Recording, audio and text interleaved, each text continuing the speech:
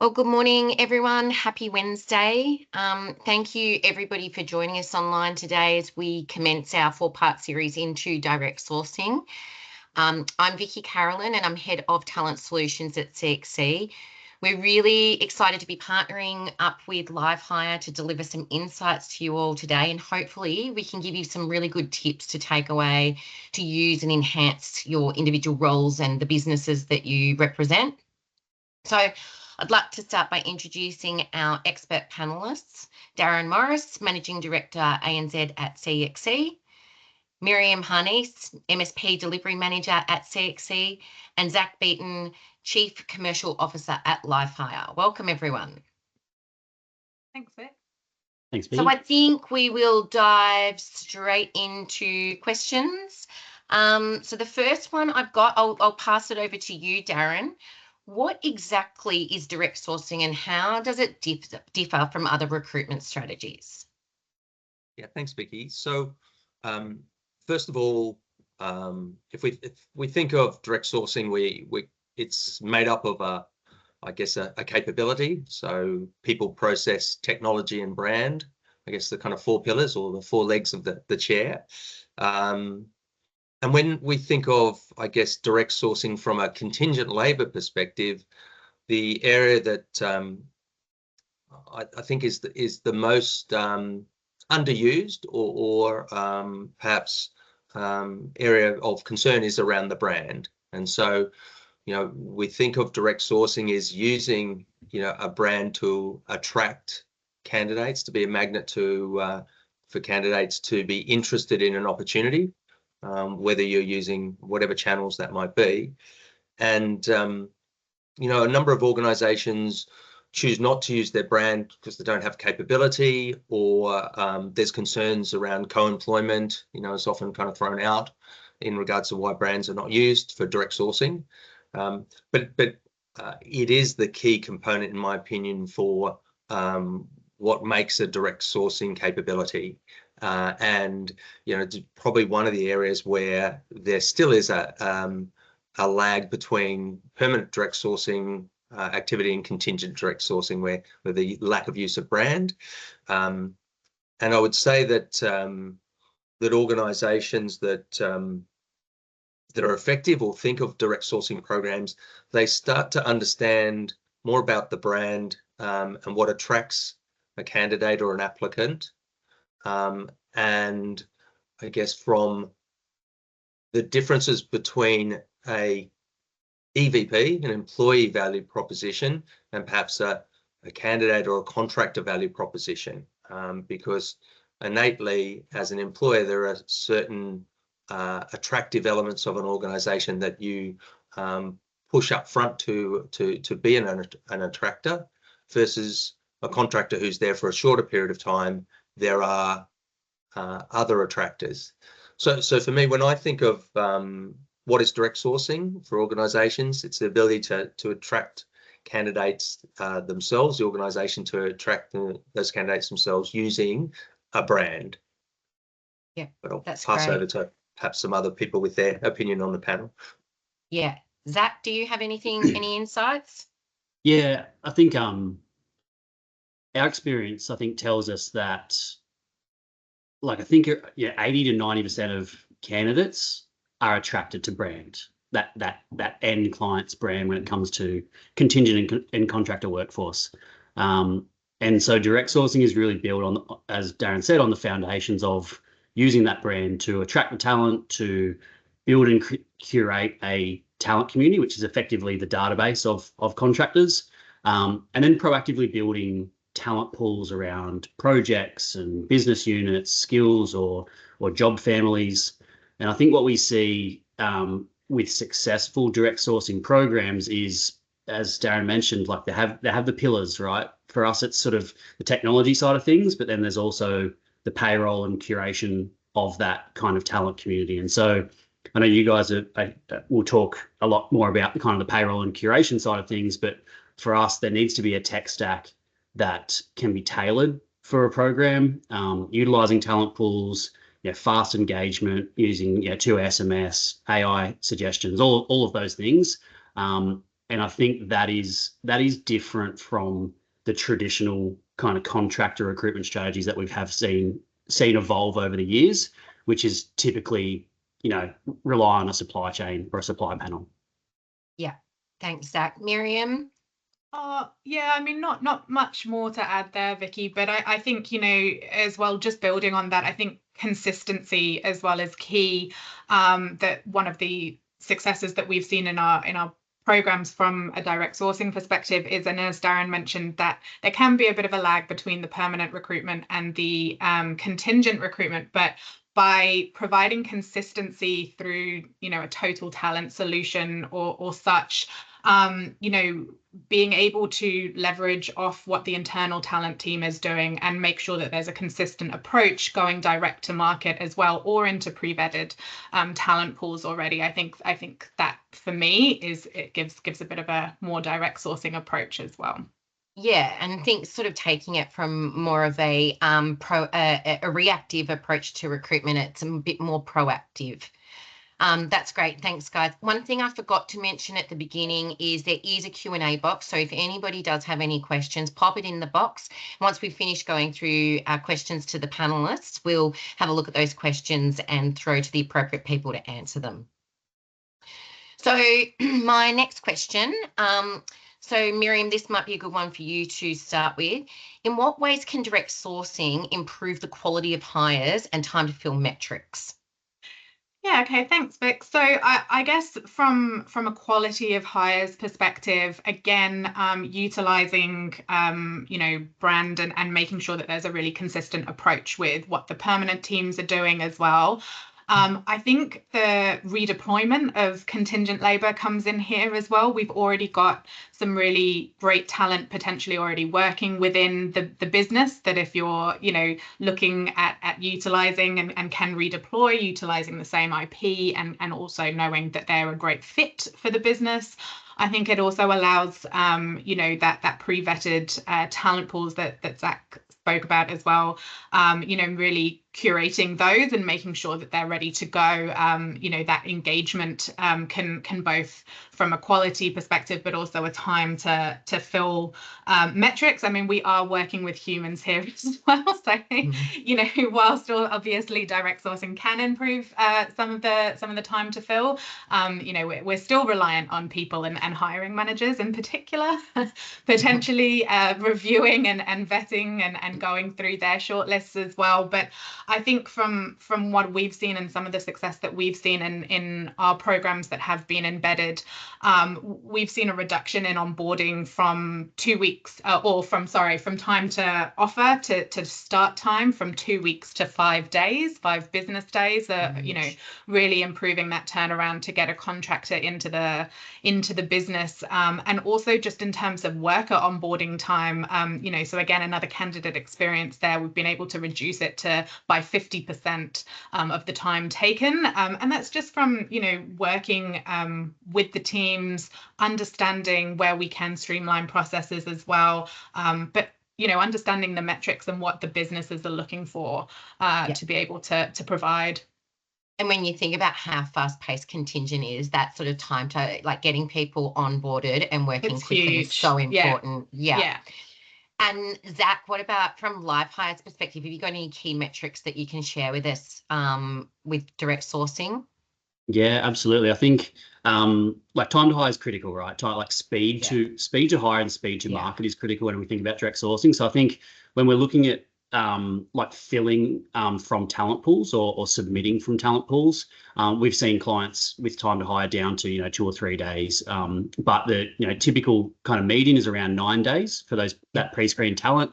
Another metric is around invitation acceptance rates. So I have a talent pool, I want to invite contractors to a particular role or apply for a particular role, and those rates are anywhere from sort of 30 to 50%, which is pretty high when it comes to getting people into submission. I think that time to submit 1 to 2 days, and a key one here is submission to interview. So that comes to the quality of hire. So when we're submitting candidates for the hiring manager to review, some of our clients are upwards of 90, 95% submission to interview rates, which is really high. It means the quality that's being submitted is really good. So I think that always helps. Smaller shortlists as well from when we're hiring from and submitting from talent pools. So only 3 candidates are required on a shortlist versus typically 15 or 16 from a job board, for example. So we're looking at proactive source channels versus reactive source channels, and those candidates tend to be typically better aligned to brand and values, right? Because we've attracted, we've sourced and engaged with them through using the company's brand. Yeah, that's huge. And I love that there's a proactive approach, because contingent can bring with it this really reactive type of talent acquisition approach because it's so fast paced. But if we just sort of take a bit of a breath and have a think about what we need and start planning a little bit earlier, we can get that a more proactive approach in place and get greater stickiness with the candidates. So I love that. Darren, I might throw to you with the next one. What role does employer branding play in direct sourcing, and how can organisations in Australia tailor their branding efforts to attract key talent in the market? Yeah, thanks. Thanks, Vic. I touched on this earlier in the first question, so it's a kind of good segue to some more detail, I think, behind it. So I think, first of all, it comes down to understanding what the candidates want, and from a perspective of a contingent worker, what might be different for that worker.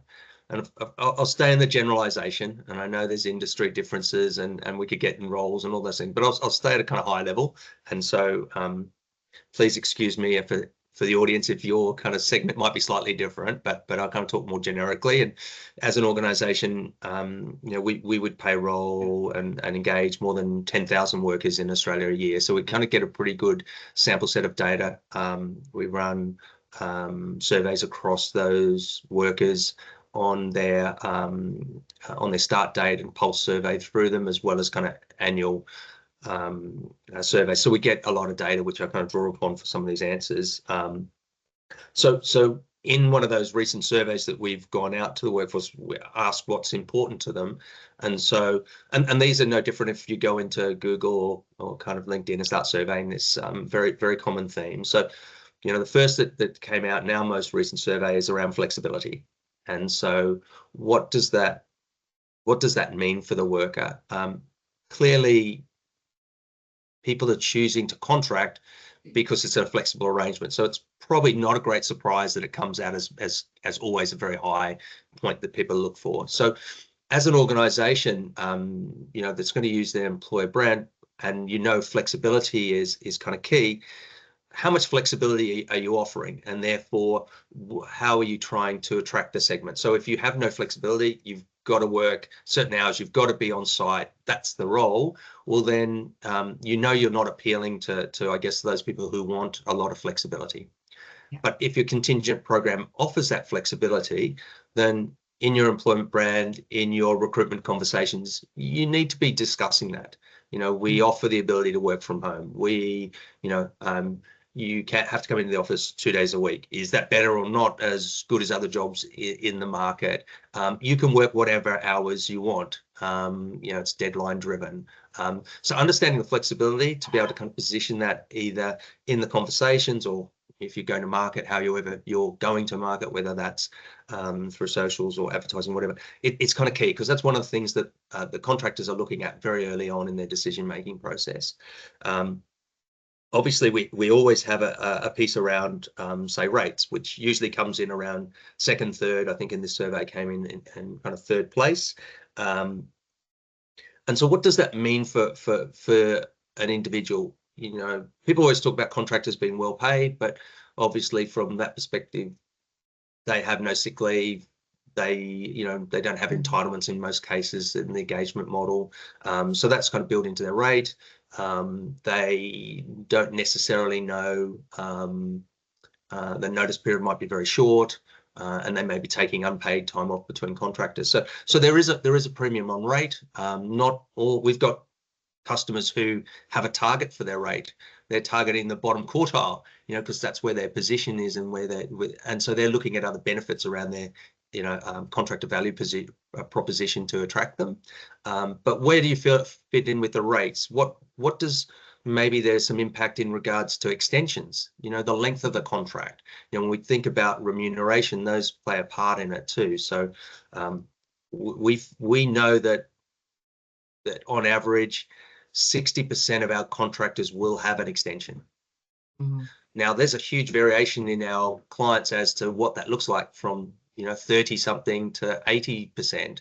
And I'm not saying that that needs to be rolled up into one length of contract. There's reasons why we have extensions, but understanding that too is also a good positioning point if you're an organization that does generally extend the worker more, because it's likely that they will extend in that project.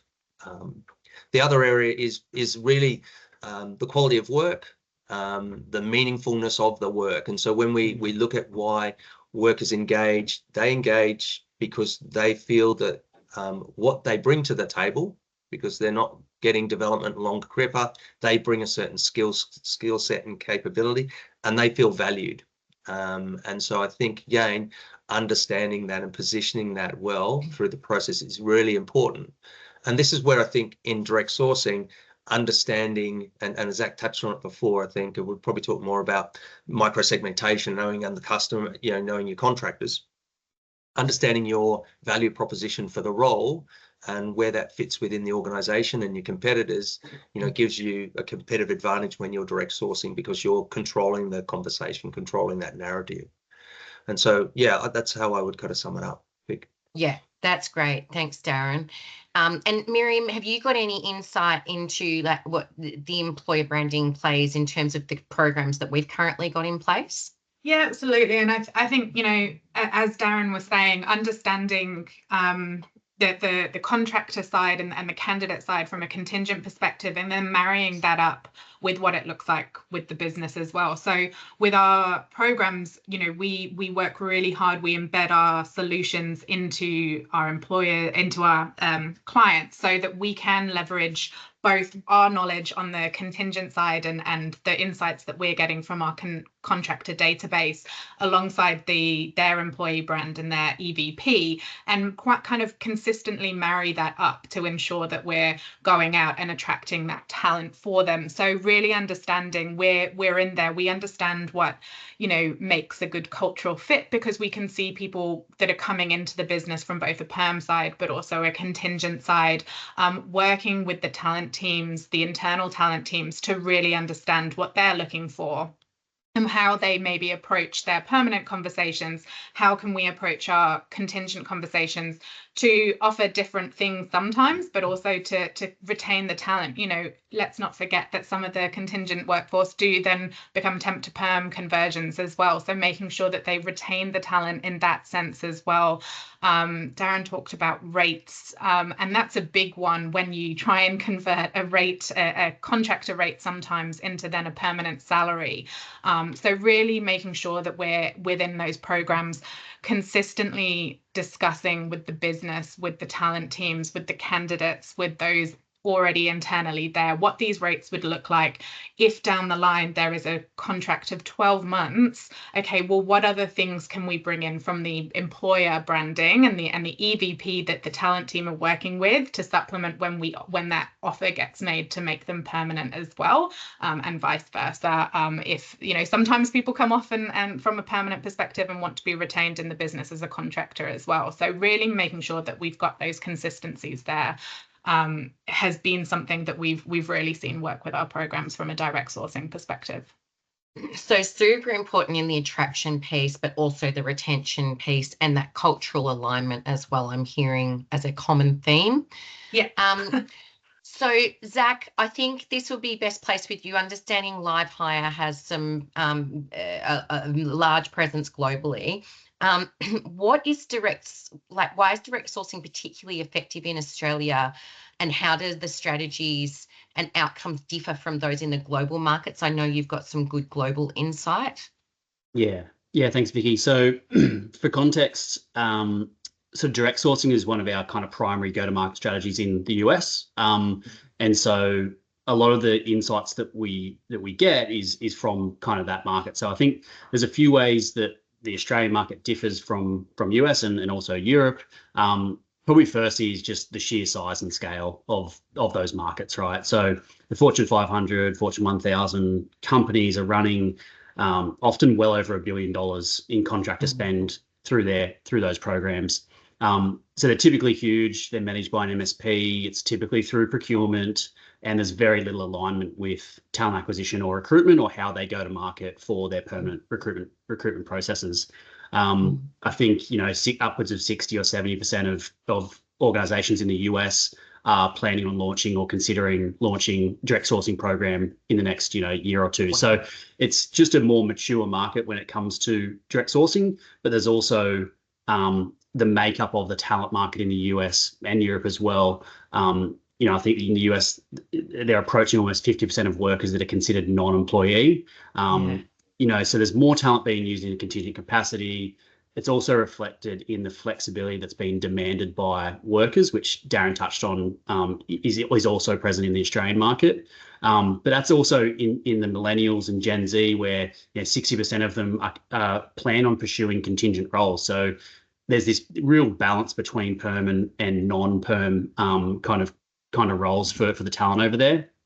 And probably just the last piece is the markup, right? So in the US, it's very different from Australia. There's often upwards of 40% markup on the contractor's pay, and that's going out to the various kind of mouths to feed, right? Technology, the MSP, staffing agencies, payroll, and we're typically seeing about half of that in Australia. So lower markup, smaller programs, relatively less demand, although that is growing. I think we've got about 7 million profiles on LiveHire within Australia and New Zealand, and about 50% of those would consider a contractor role. So that we're starting to transition that demand a little bit more to that flexibility in contractor roles. So all those things combined means that procurement are probably less likely to get involved, and it's up to talent acquisition and recruitment to more likely have a bit more of a total talent remit that's going to encompass the contractor program. So I think that provides an opportunity to create a tailored, a more embedded kind of direct sourcing strategy for contractors. Yeah, it's really contingent and contracting is a lifestyle choice now, isn't it? And 50% of the US market non-permanent. It's huge, huge. Miriam, what about Australia? Why is it a particularly effective model in Australia? I think, and I think interestingly, as Zach said, with the procurement being so heavily involved from a global perspective, we're definitely seeing within some of our programs that we're either at the beginning of implementing or working through that movement of contingent labor sitting typically under a procurement and coming more into the HR or talent team remit as well. And therefore kind of allowing, again, I feel like it's like ting every time I say consistent and embedded and total talent solution, but being able to really leverage those internal values as well.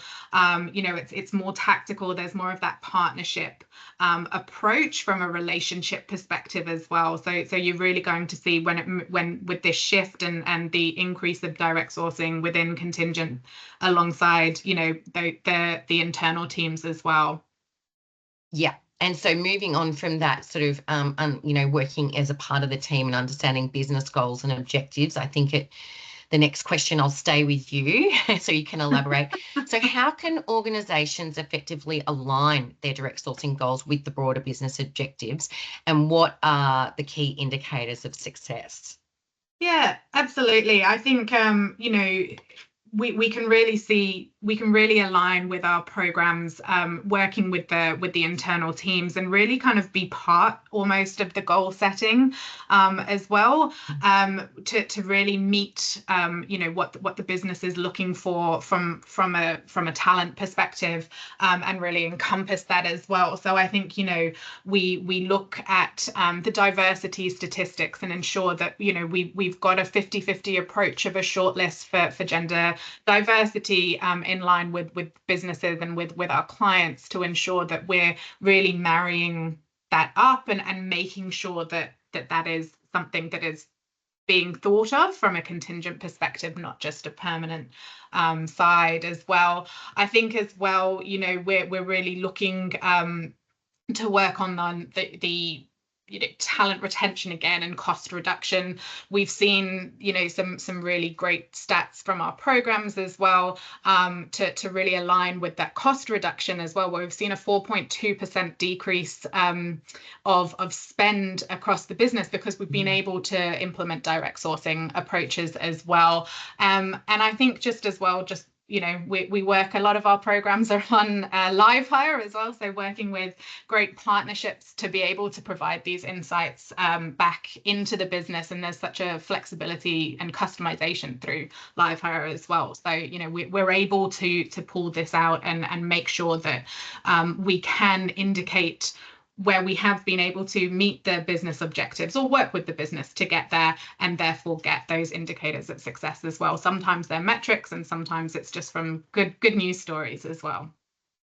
That's lovely. I love good news stories. Darren, do you have any more insights to add? Yeah, look, I think on the direct sourcing component only, although I think all of it does kind of it does blend into your direct sourcing program being part of a program that's managing the acquisition of your talent in contingent, and maybe we'll talk a bit about kind of how you get there. But the additional one I talk about is engagement. So when we look about the engagement of the workforce, us as an organisation with our NPS for our workforce, contract workforce is over 50, and so everyone, I guess, gets back to the same with, I guess, diversity. Performance of organizations with more diverse workforce are more effective, more profitable. And so to Miriam's point, where you have an organization where you are helping on the contingent labor talent attraction, you can get a better balance of your contingent workforce. And most organizations don't really count their contingent workforce, so when they come to gender stats, but yet it's making up 15% plus of the organization. So, and on a project basis, it's making up probably 30% of project teams. So it's kind of a pretty critical thing to measure, and that kind of leads on to the engagement piece. So an engaged workforce, it's very similar. So organizations with high engagement of their workforce have higher performance, have higher productivity, higher discretionary effort, and where you're able to establish strong onboarding and strong connection between the work that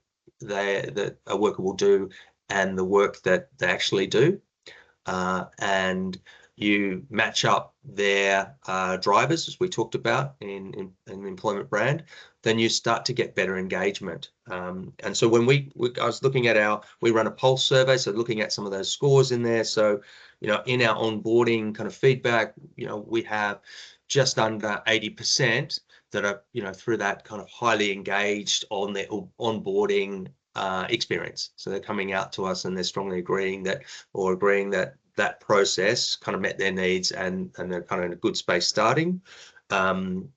We also asked them a little bit further into their engagement is, are they getting regular feedback? And so again, that sort of figure is a little bit lower. It's just under 75%, where they feel that they're getting regular feedback on their performance and how they're going. And then lastly, we have another one which we have about they've got the necessary tasks and support to do their work well, which is sitting about 73%. It's got the highest detractors. It's got about 13% of detractors in that. And all these pulse surveys gives you information on directly sourced, but also other workers coming into your organisation. Are they in a good place where they're performing and feeling engaged, and therefore you're getting better outcomes to the business? And I think that becomes really important to have the insights, and where you control, the attraction of talent, well, then you can control that conversation, what's said, what's set up. Of course, plugging us, a good partner to onboard and do things like that along the way, again, you kind of set them up for success. You took the words out of my mouth. I was going to talk about having a good partner in place. I might stay with you, Darren. And how do you think organisations can quantify and communicate the benefits and return on investment of direct sourcing to their leadership team? Yeah, it's a really good question, and perhaps it's sometimes very easy to get into the cost conversation straight away, and obviously from a direct sourcing talent acquisition team, you can run the numbers. People would say it's 5, 6, 7%, whatever it might be, to kind of run that sort of process. But that is a key component of it, and it's not the only driver. And as we talked about some of the things before about diversity, engagement, etc., there's a lot more important factors to why you get into running direct sourcing kind of functions or capability. I always start with these conversations with people, companies, is that most organizations actually directly source about 20% of their workforce without even trying. That's your usual referral network. However, most organizations sometimes don't take any cost advantage out of that. They effectively hand it straight back out to agencies who charge a fee, or they don't really try to work out how to maybe improve that number with the organization, or sometimes they make it really hard for the hiring manager to onboard those workers. So it's easier to go through an agency than find someone yourself. So I think I would start there with organizations in regards to direct sourcing is something that all organizations do and can do better. Initially you're driving better performance and all the other things that we've talked about. I think once you start there, that really is your premise, which maybe we'll talk about in the next one, about your business case and standing out. So how do you have the people, the process, the technology, and the brand that then kind of fits around managing a program which uses direct sourcing as part of it? I also think that direct sourcing, kind of has that bad name in the market with recruitment agencies, because obviously it disintermediates some of those agencies. However, it has the opportunity to pay agencies the right fee for the right work. And so, rather than taking all the fees down for the work, it really allows organization to focus on many start with what's easy to directly source and build in there using other tools and technologies, and not hammer away on the agency margin to lower cost. And it also sets really up for organizations really in that business case, or aligning to the business in other programs outside of margin as a cost savings model, because it's a very blunt instrument. Yeah, so probably stop there. agreed.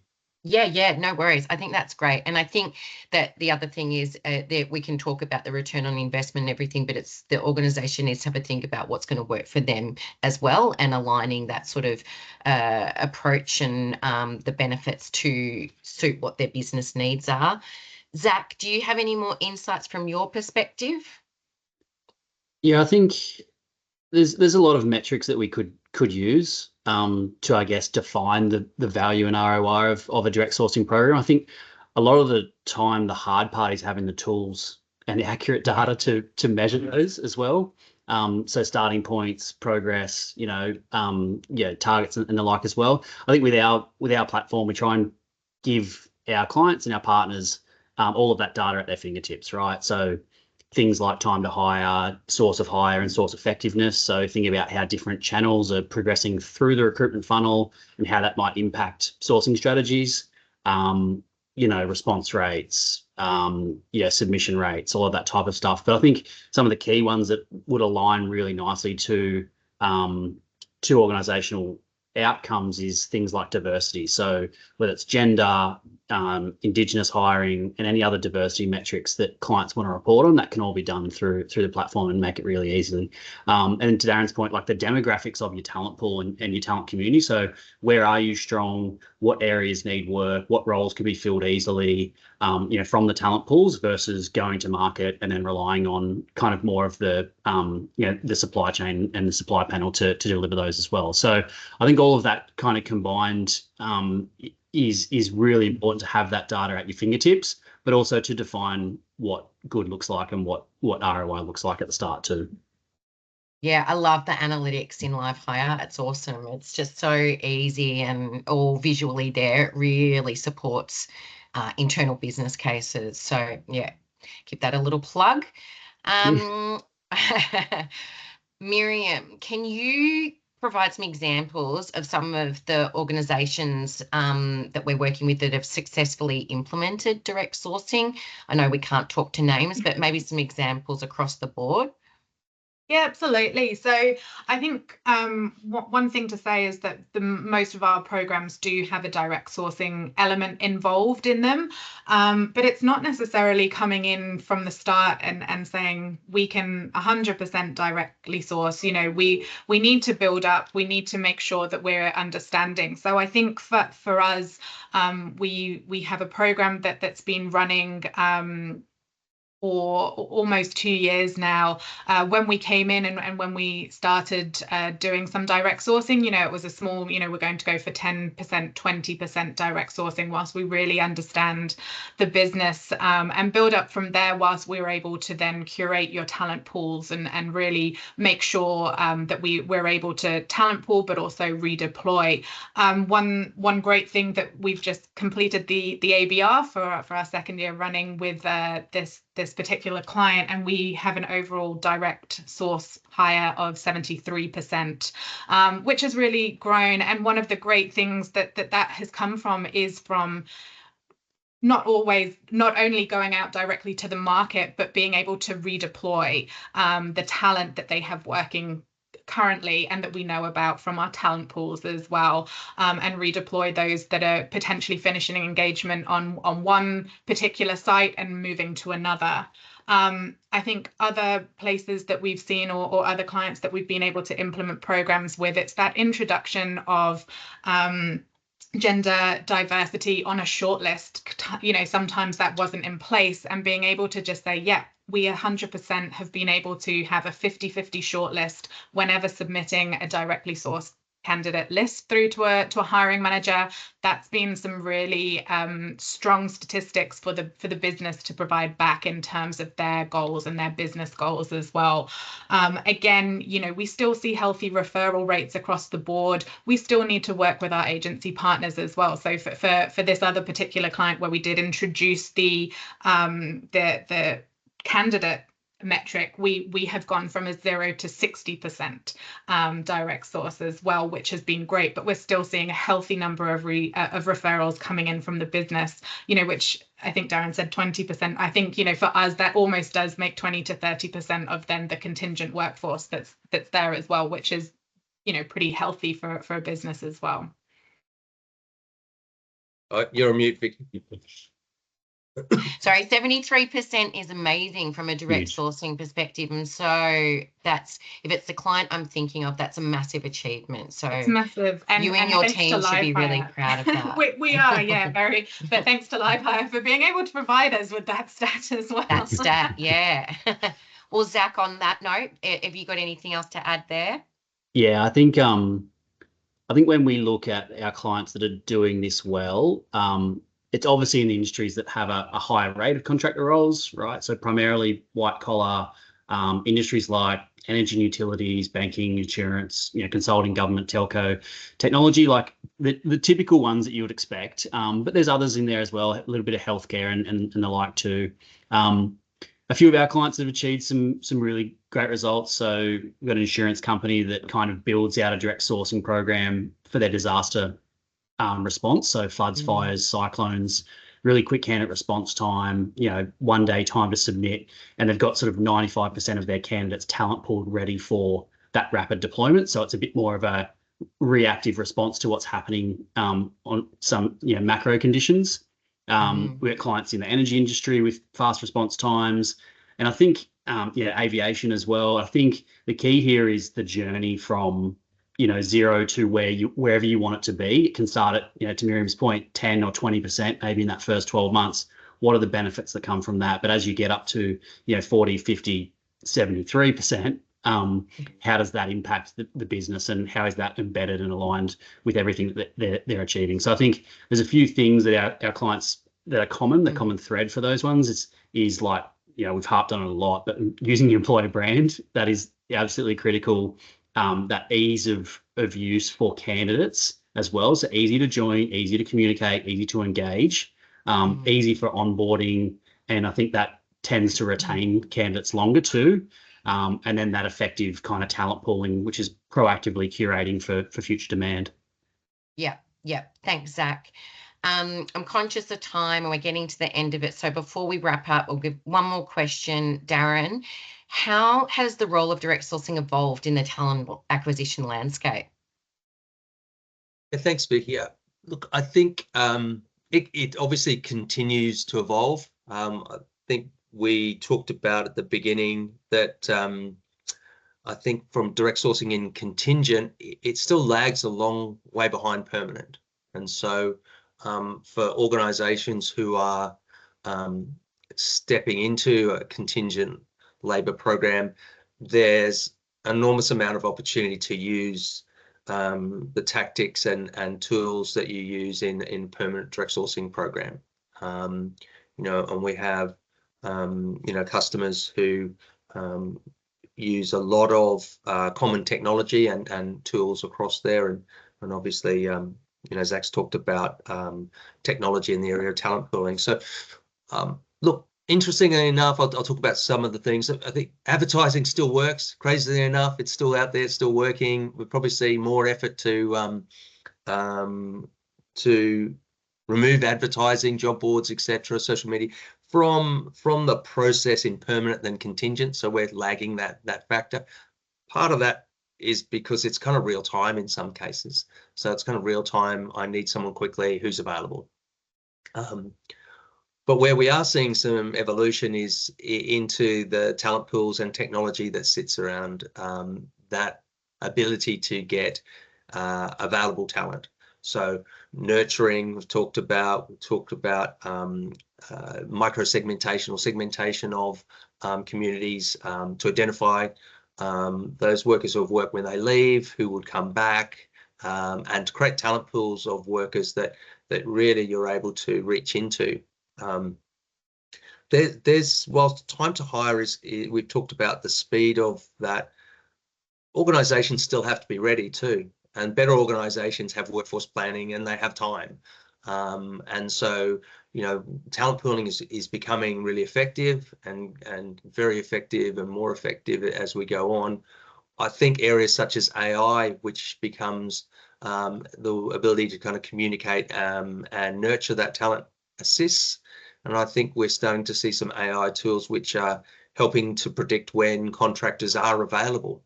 And that also is, again, helping us use, I guess, the non-advertised channels to target known talent.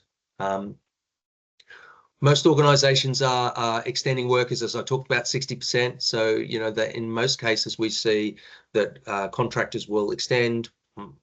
Interesting enough, as I said, I think before, only 10% get a pay rise too. So kind of extensions or redeployment into new roles is an area where organizations are really effective. And so understanding when workers finish and redeploying them into new assignments or engaging them in similar projects around the same jobs is really effective. I think there's real opportunity similar to permanent, but it's lagging, is redeployment of workers into new roles before they finish assignments. So we have a lot of key resources with known talent. I was looking at the stats before. I don't think I talked about it, but there's I think the current contractors engagement length is 7.8 months at the moment. And we're looking at organizations where more than 30% of the workforce is in another contract. So there's a lot of retained knowledge. So retained knowledge makes contractors more productive.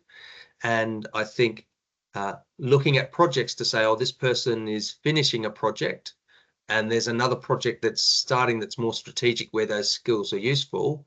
I think organizations, we're going to see this idea of redeploying contractors into new assignments within the organizations starting to become more prevalent, which again affects direct sourcing. So you go into direct sourcing into programs that you better understand. You effectively have handovers, you effectively have people supporting the recruitment process.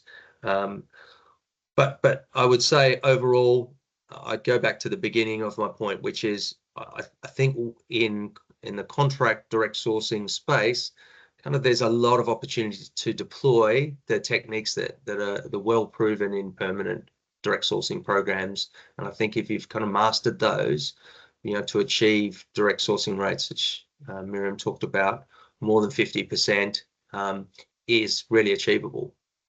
And on those sorts of numbers, you start to really have an influence on all the things that we've talked about: engagement, diversity, cost. And so, yeah, I'd advocate that starting simple is really easy, and then having the right technology to allow you to go into talent pooling and refining it, is achievable as well in some way that organizations can get to quite quickly with the right people and the right technology.